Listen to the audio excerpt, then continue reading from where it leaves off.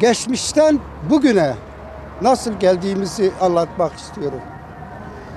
1980 darbesiyle Diyarbakır zindanlarında yaşadık.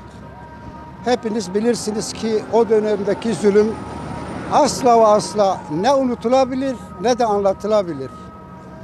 Daha sonra 1986 yılında yine örgüt üyesi olmaktan dolayı Diyarbakır'da tutuklandım. Bir ile yakın cezaevinde yattım. Daha sonra 2004 yılında parlamentodan atıldık.